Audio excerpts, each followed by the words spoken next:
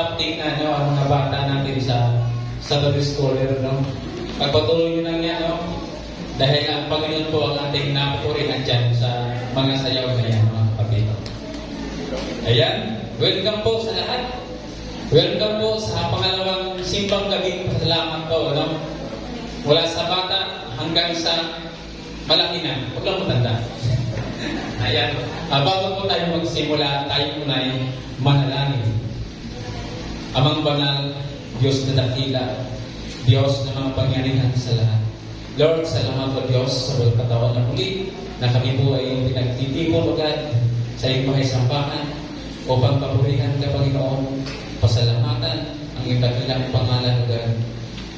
Lord God, tunay na wala kang magagawa, Panginoon, kung hindi ikaw maghari sa aming buhay, Panginoon.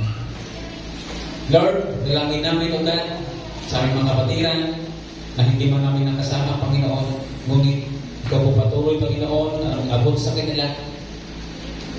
Pagpalayan mo sila, O Diyos, at ingatan, Panginoon, at patuloy po, Panginoon, na kataguhin ang pangailangan sa araw-araw. Lord, sa aming pakikinig sa gabi ito, Panginoon, gawalan mo kayo, Panginoon, na yung nari sa wisdom, karunungan, Panginoon, doon din po, Panginoon, sa magbahagi dito, Panginoon, yung mga paglingkod, upang aming mga nawangan, Diyos, ang nais mo sa amin, ang nais mong parating sa amin sa gabi ito, Panginoon, bilang pag-celebrate, Panginoon, sa iyong dakilang pangalan, sa iyong pagsilang, Panginoon, kung paano mo kami mamuhay sa mundo nito. Lord, salamat po Diyos, at ito aking dalangin sa mga Jesus. Amen. Amen. Ayan.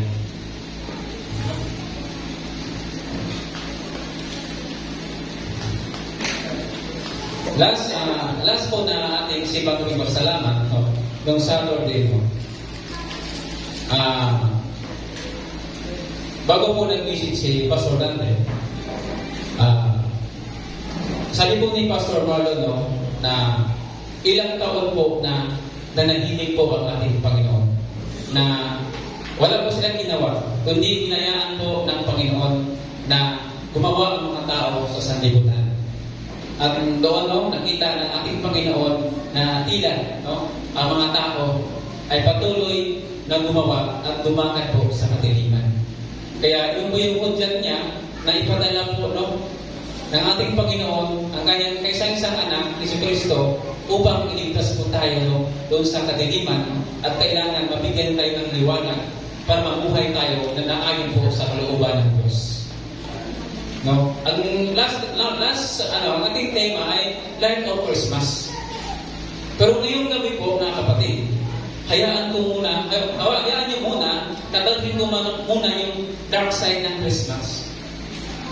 Kaya ang ating pag-usapan ngayon, yung madilim na bahagi ng Christmas. No?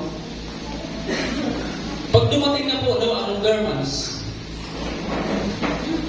ang una natin maririnig ay mga awiting pamasko. No? Simula pa ng September, maririnig natin si Jose Marichan. No? May mga awitin na tila nagbibigay sa atin, no, na kung anong ating katayuan. May awitin na I am dreaming of White Christmas. White Christmas. Siguro ito yung inaasam-asam ng maraming tao sa ngayon, no, kapatid, kapag nalapit na ang Kapaskuhan. Lalo na yung mga nagibang bansa na gustong umuwi pero hindi makakauwi, gawa ng ibang kadahilanan. No? So, mayroon din namang awitin na I have a blue Christmas without you. No?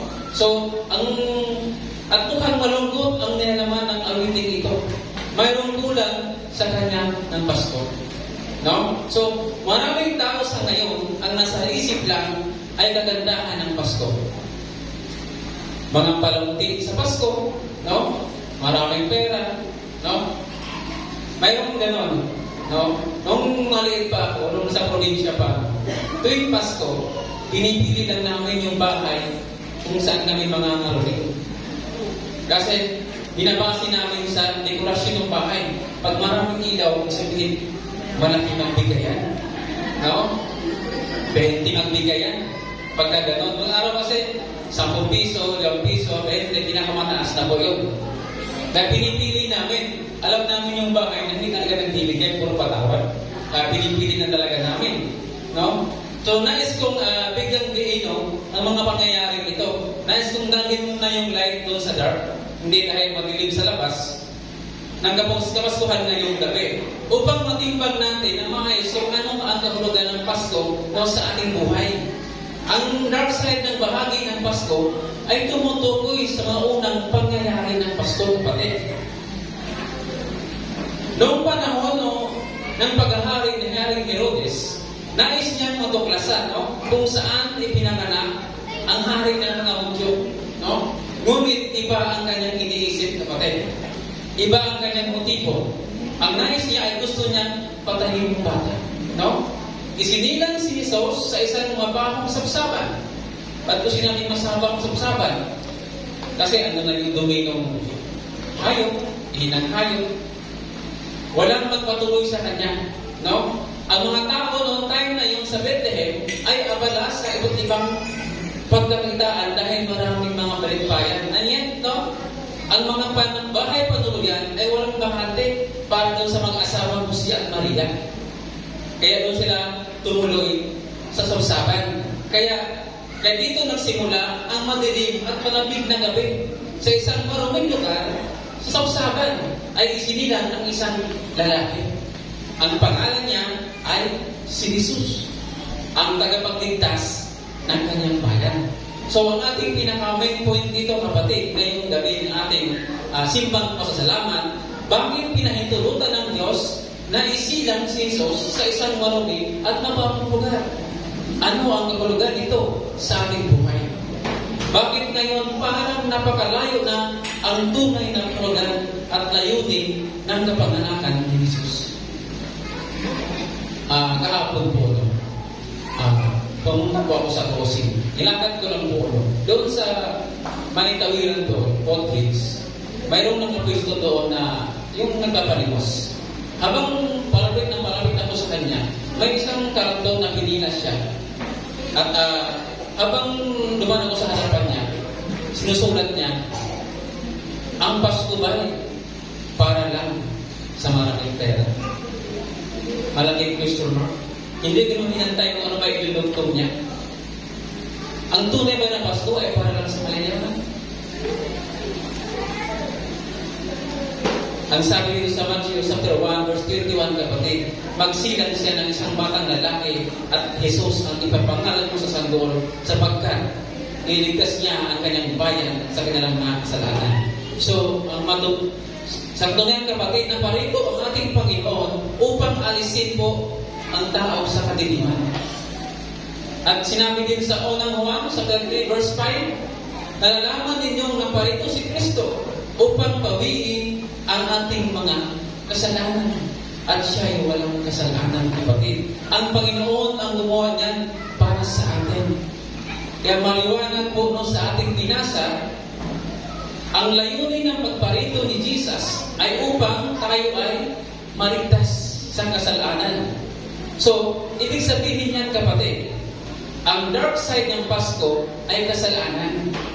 Ang puso ng Pasko ay si Kristo, na siya ay naparito sa sanlibutan upang iligtas ang tao sa kasalanan. Ang tunay na kagandahan ng Pasko ay malaman natin ang madilim na bahagi nito upang maunawaan natin ang mga lunas sa lahat ng ating mga kalagayan, bilang mga makasalanan, upang gumaling tayo sa lahat ng ating mga karamdaman dulot ng ating kasalanan. So dahil sa kasalanan, mayroon tayong takot, mayroon tayong pangamba, hapdi at kalungkutan, mga paglaban-laban, gera sa mundo, kawalan ng kapahingahan, pagkakabahagi at pag-aalitan, kabalisaan at sakit, mga karamdaman, kamatayan at kagutom, kapatid, mga iba't ibang kalamidad ay unti-unting pagkasira ng kalikasan dahil po yan sa ating mga kasalanan. So ang sabi dito sa Roma chapter 6 verse 23, sapagkat kamatayan ang kabayaran ng kasalanan, ngunit ang libreng kaloob ng Diyos ay buhay na walang hanggan sa pamamagitan ni Kristo Jesus ng ating Panginoon. Ang tanong, ano ang kasalanan, kapatid? Ang kasalanan ay ang pagdurog, pagdurog sa puso ng Diyos. Habang gumagawa tayo ng kasalanan, inudurog po natin ang puso ng ating Panginoon, kapatid. At pagpatuloy ang pagkakasala ng mga tao, ang ibig sabihin yan, kapatid, ay patuloy po natin sinasaktan ang puso ng Diyos. Di po ba? Ilang magulang, di po ba? Pag natin mga anak ay nagkakasala, sino mo ba ang naling sinaktan? Yung magulang po natin. Dinudurog po natin ang puso ng ating magulang pag ang mga anak po ay nagkakasala. Pangalawa, ang kasalanan ay patuloy nating sinasaktan ang tapat na nagmahal sa atin. Ang Diyos lamang at tapat at wagas kung umitig, kapatid.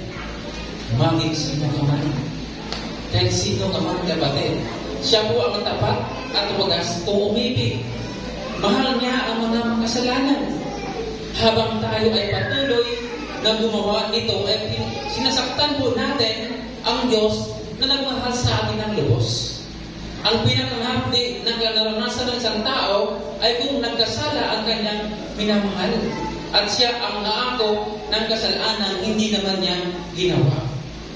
Si Jesus ay nagsakripisyo, kapatid. Naghirap at nagdanas ng lahat ng sakit at panunuya ng tao dahil sa ating mga kasalanan. Siya ang umako ng lahat ng ating mga kasalanan at iaalay ang kanyang buhay upang maunawaan natin ang kanyang dakilang pag-ibig sa atin. Ang kanyang kahabagan ay nagdulot ito ng tunay na pagsisisi at pagbalik loob sa Diyos. So ang kasalanan ay isa pa ay pagsuhay sa kautusan ng Diyos. Sabi nga sa unang 1, chapter 3, verse 4, ang bawat nagkakasala ay lumabag sa kautusan ng Diyos, sapagkat ang kasalanan ay paglabag sa kautusan. So ano ang katulad ng kasalanan o ang kalikasan dito? Ang kasalanan ay ito ay pagkasira, o kaya ay pagkabulok. Ang kasalanan ay katulad ng kalawang na sumisira sa bakal. Diba ang isang bakal, pag tinalawang yan, unti-unti po yan masisira. Hanggang sa lalamunin niya ang buong bakal. Hanggang sa ikaw ay napuspos ng kasamaan o karumihan. Ito ay katulad ng polusyon sa ating kapaligiran. Ito ay tulad ng mansa o scar sa ating mukha na kumakalat. Mansa sa damit na marumi. Ginawa nito mga pulano o maitim ang ating mga kaluluwa. At wala tayong ibang ninanasa kundi ang ating pansariling kaligayahan at pamuhay na malayo po sa ating Panginoon.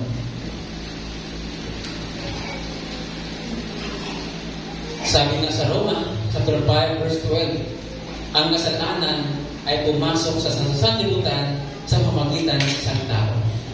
At ang kamatayan ay pumasok sa pamagitan ng kasalanan. Dahil dito, lumaganap ang kamatayan sa lahat ng tao dahil sa lahat ay nagkasala, kapatid. So sa madaling salita, ang kasalanan ay kabuluhan o defiling, corruption. Ang kasalanan ay pagtuligsa sa Diyos.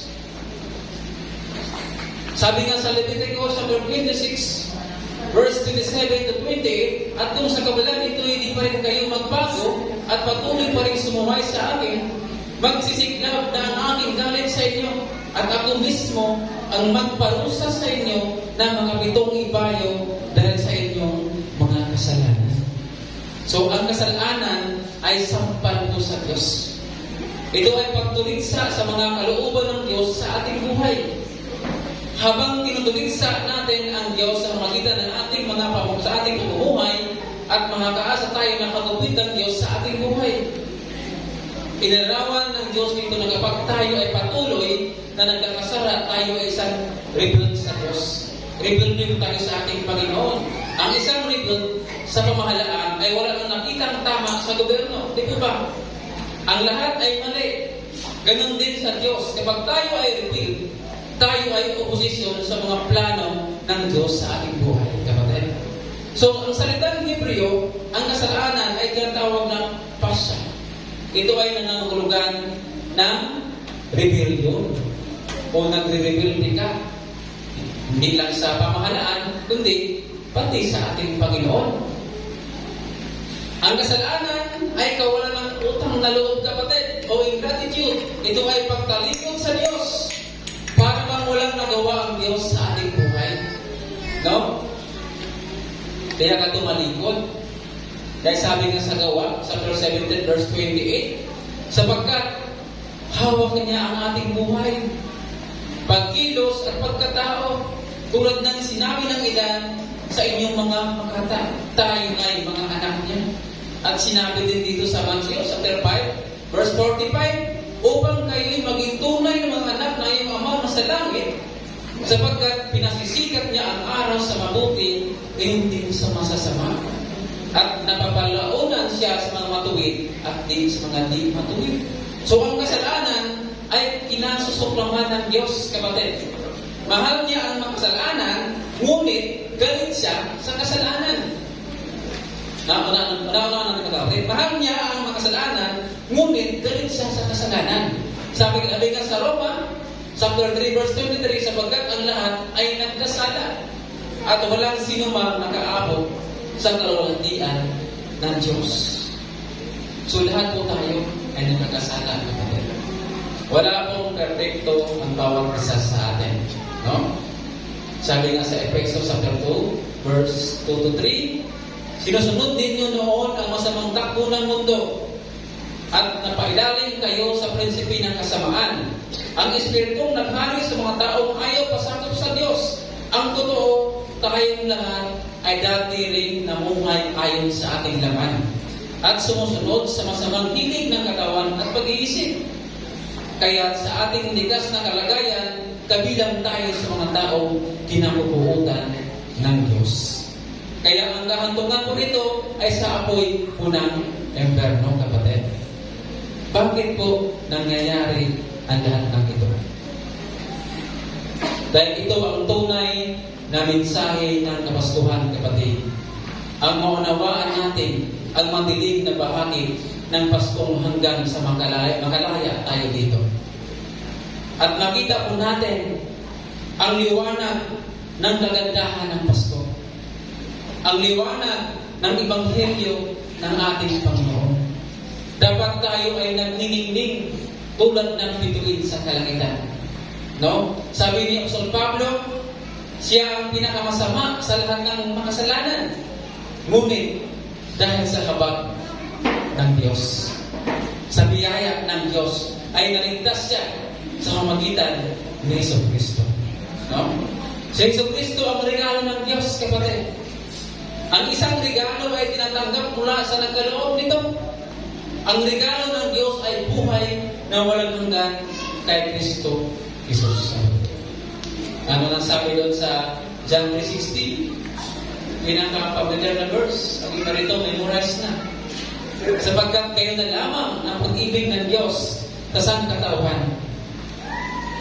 Kaya ibinigay niya ang kanyang kaisa-isang anak upang ang sinumang sumampalataya sa kanya ay hindi mapahamak, kundi magkaroon ng buhay na walang hanggan. So napakaganda po, no? Ang plano ng Diyos. At sabi din sa unang Juan, chapter 5, verse 10 hanggang 12, ang sinumang sumampalataya sa anak ng Diyos ay naniniwala sa pagtutuong ito. Ngunit ang Diyos ay ginagawang sinungaling ng sinumang hindi sumampalataya sa Diyos, sapagkat hindi ito naniniwala sa pagtuturo niya tungkol sa kanyang anak. At ito ang pagtuturo. Ipinagkaloob sa atin ng Diyos ang buhay na walang hanggan, at ito'y makamtan natin sa pamamagitan ng kanyang anak. No? Ang sinumang pinapanahanan ng anak ng Diyos ay mayroong buhay na walang hanggan. Ngunit ang hindi pinananahanan ng anak ng Diyos ay hindi makaranas ng buhay na walang hanggan, kapatid. Di po ba? Ang tanong na lamang ay, tinanggap ba natin si Jesus sa ating buhay. No? Isa ba tayo doon sa ayaw siyang papasukin dahil wala nang lugar sa ating buhay. Ang sapsaban, mga kapatid, ay ang puso ng tao. No? Madilim, marumi, mabaho, maraming hayop. Ngunit si Jesus ay sinilang sa sapsaban, kapatid. Nagkaroon ng liwanag at pag-asa. Papasukin po natin si Jesus sa ating puso at maranasan po natin ang kagandahan ng Pasko. No? Kahit ang tunay na kahulugan ng Pasko ay natabunan ng napakaraming pananaw sa buhay. Kahit nung isilang si Jesus, ay maraming mga tao ang namali ang pagkakaunawa, kapatid. Dahil hindi sila sumampalataya, no, sa ating Panginoong Hesus. Ang isang halimbawa dito, no, si Haring Herodes. No? Sabi dito sa Matthew chapter 2, verse 1 to 3, panahon ng paghahari ni Herodes sa Judea nang ipinanganak si Jesus sa Bethlehem nang siya'y isilang. May mga matatalinong tao mula sa silangan ang dumating sa Jerusalem. Nagtatanong-tanong sila, nasaan ang ipinanganak ng hari ng mga Hudyo? Nakita namin sa silangan ang kanyang bituin. Kaya't naparito kami upang siya'y sambahin. Nang mabalitaan ito ni Haring Herodes, siya'y nananidali. Gayon din ang buong Jerusalem. Siya ay takot, kapatid. Bakit kaya takot si Haring Herodes nang nabalitaan niya ang pagsilang ng hari ng mga Hudyo? Dahil para kay Haring Herodes, kapatid, ang pagsilang ni Jesus ay kaguluhan. Disturbance. Maaring mahati ang kanyang kaharian dahil ang may bagong hari na isinilang. Bakit nagulumihan si Haring Herodes sa pagsilang ni Jesus? Siguro, ito ay isang hamon sa kanyang posisyon bilang hari. No? Bilang isang kilala, katanyagan, at maraming kayamanan. Siguro ito ay maaaring maging dahilan ng kanyang presyo sa kanyang paghahari instead of peace. Maaaring mawala ang kapayapaan dahil mayroong mga umaasa sa bagong hari nila. Ang dahilan po nito ay ang sistema at ang mundo at ang mapagmataas na tao. Maaaring bumagsak siya at may haring kapalit sa kanyang posisyon. People nowadays, mga kapatid, sa mga nanunungkulan, no, sa pamahalaan. Ang iba, ang pagdating ng kabaskuhan ay pressure instead of peace. No? Bakit? Dahil maraming humihingi ng solicitation. No? Pangregalo. No? Hindi naman ito nilahat. May iba. Ayan na naman to. Mayroon na naman taon-taon. Kasi ang Pasko, taon-taon makatanggap ng solicitation. No? Mayroon pag-araw-araw. Maraming tao ang katulad ni Haring Herodes ang napamali ng pananaw dahil nakatingin sa material na bagay. Dahil maraming umaasa sa mga regalo, mga bonus, raffle, o Christmas party, nangailangan ng halaga para sa mga regalong bibilhin. Di po ba? Ang mga maling pananaw ay katulad nito. Dapat sa darating na Pasko, ang lahat ay bago ang damit. Di po ba? Nang mali pa kami. Ganun yung pananaw. No? Kailangan may bagong damit, bagong sapatos, bago lahat, no? Maraming nasanay tuwing Pasko ay bago lahat. Bagong nagitan sa bahay, no? Kulang na lang, pati asawa palitan eh. No? Di mo ba? Therefore, people are committing murder, cheating and stealing because of Christ. Dahil si Kristo ang mensahe ng Kapaskuhan, kaya kapag ginawa natin ang isang bagay na mali, para mo na rin ginawa, at ang dahilan ay si Kristo. No? Ibig sabihin ay hindi natin kilala ang puso ng Kapaskuhan. No? Tayo pa rin ang nagpatakbo sa ating buhay. Katulad ni Haring Herodes, ayaw niya na may kapalit sa kanyang trono.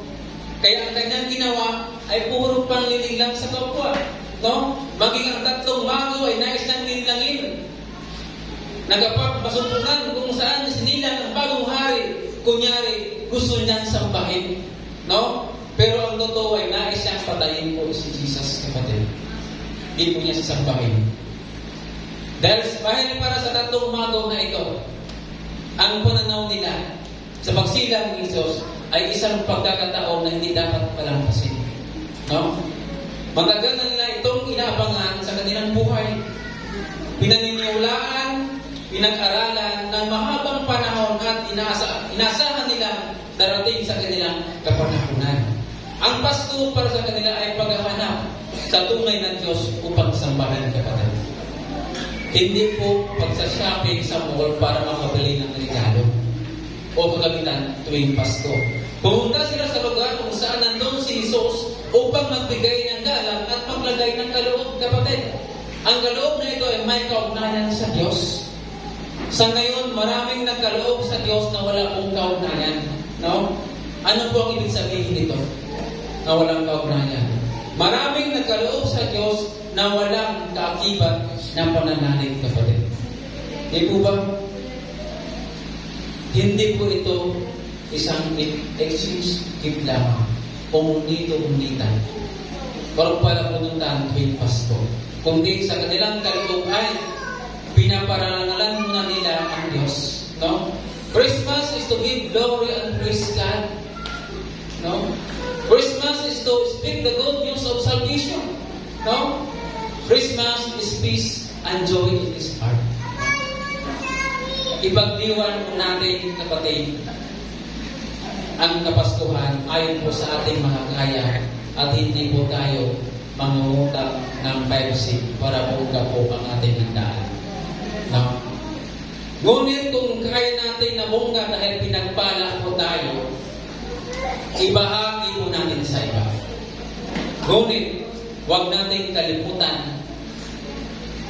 ang unahin natin bigyan ang karangalan po ng ating Panginoon sa Kristo. Hindi po ba? Kaya sabi sa Roma, chapter 12, verse 1 and 2. Kaya nga mga kapatid, alang-alang sa masaganang habag ng Diyos sa atin, ako'y nakikiusap na iaalay ninyo ang inyong sarili bilang isang handog na buhay, banal at karagod-lugod sa Diyos. Ito ang karapat-dapat na pagsamba ninyo sa Diyos. Huwag kayong magkaayon sa takbo ng mundo ito. Mag-iba kayo sa magitan ng pagbabago ng inyong pag-iisip upang maunawaan ninyo ang kalooban ng Diyos kung ano ang marating karagod-lugod at ganap ng kalooban. Church, ang tunay na diwa ng Kristo ay si Kristo, ang ating Panginoon. Naparito siya sa lupa, sa mundo, upang tayo po ay iligtas. At iakapon tayo doon sa maginig nating pamumuhay noon. At bigyan po tayo ng liwanag upang lumakad po tayo na nananahin po sa kanyang kalooban. Naway ang mensahe ito, mga kapatid, sa gabi nito ay tamanin sa ating mga puso't isipan na maunawaan natin ang dark side kung bakit kailangan lumakad tayo sa liwanag na naayon po sa ating Panginoon.